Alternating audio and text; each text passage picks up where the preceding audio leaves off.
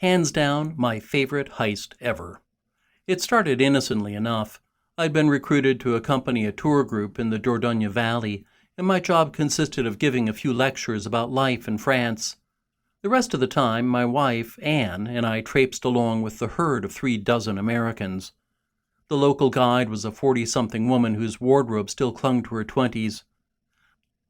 Marie-Laure's long scarf flowed behind her as she steered the group through quaint downtowns filled with replicas of ancient buildings. We tasted walnut oil and examined pots, admired endless churches with banks of stained glass. The tour specialized in the picturesque, and our dark-haired leader knew just what to show Americans. In the coach, she whispered to the bus driver about where to pull over for the next photo op, and at the chateau she corralled everyone toward the West Tower, the one they had to see. We traveled from postcard to postcard, and I lapped it up with everyone else. Then came the evening they planted us in front of 2 hours of folkloric dance performed by grim-faced locals in knickers and suspenders. The applause was thunderous, and for once people got to call out "encore" in the country that invented the term. After the show, I chatted with one of the curly-haired dancers.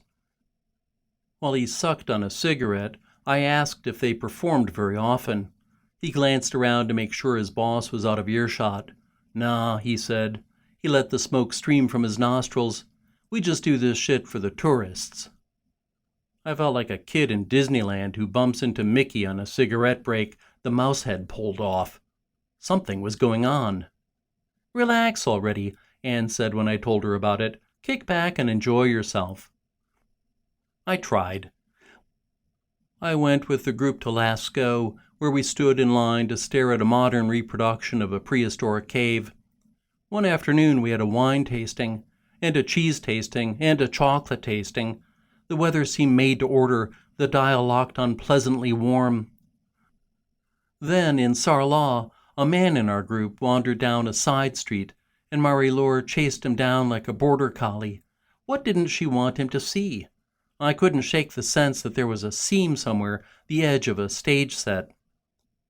It all came to a head the day they brought us to the goose farm.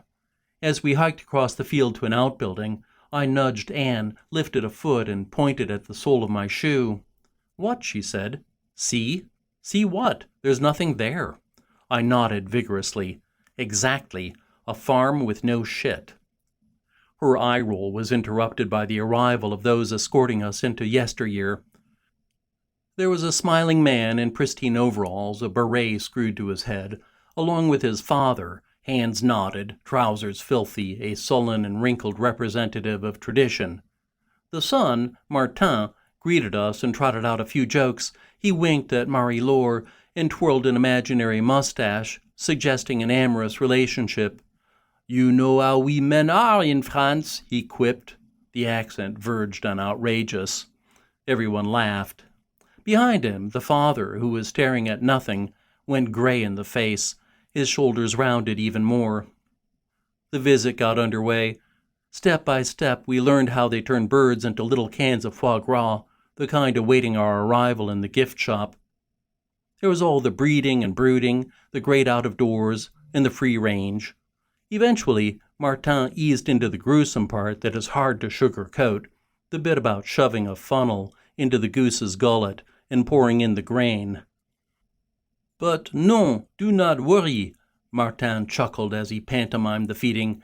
"The goose, he don't really mind. He is a hungry bugger, the goose. He will take all you can give." The laughter turned to guffaws. With jolliness and a few exaggerated shrugs, Martin had turned goose torture into a knee-slapper. In the background, the silent father, a reluctant extra in this performance, had gone ashen.